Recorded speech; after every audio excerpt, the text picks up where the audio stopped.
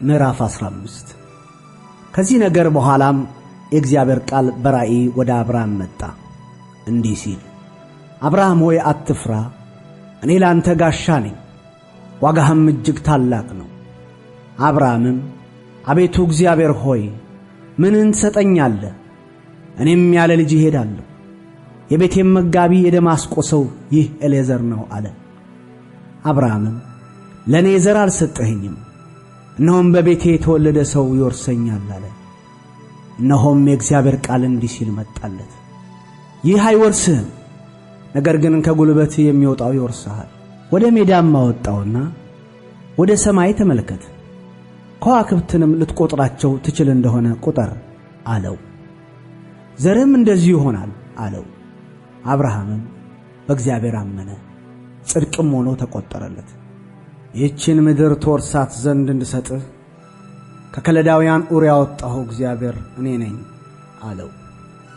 አቤቱ እግዚአብሔር ሆይ እንድወርሳት በምን አውቃለሁ አለ።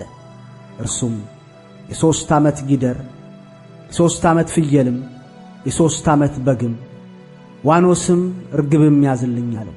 እነዚህንም ሁሉ ወሰደለት፣ በየሁለትም ከፈላቸው። የተከፈሉትንም በየወገኑ ትይዩ አደረጋቸው። ወፎችን ግን አልከፈለም።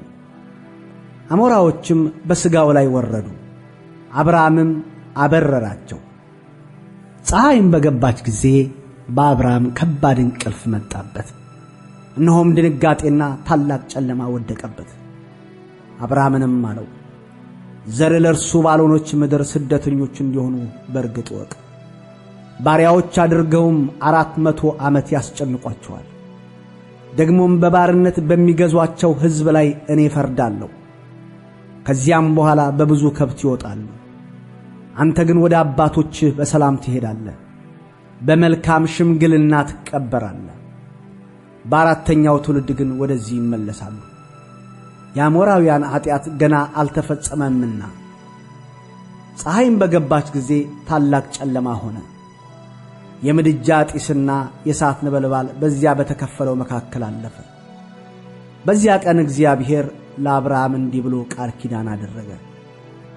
ከግብፅ ወንዝ ጀምሮ እስከ ትልቁ ወንዝ እስከ ኤፍራጥስ ወንዝ ድረስ ይህችን ምድር ለዘር ሰጥቻለሁ። ቄናውያንን፣ ቄኔዛውያንንም፣ ቀድሞናውያንንም፣ ኬጢያውያንንም፣ ፌርዛውያንንም፣ ራፋይምንም፣ አሞራውያንንም፣ ከነዓናውያንንም፣ ገርጌሳውያንንም፣ ኢያቡሳውያንንም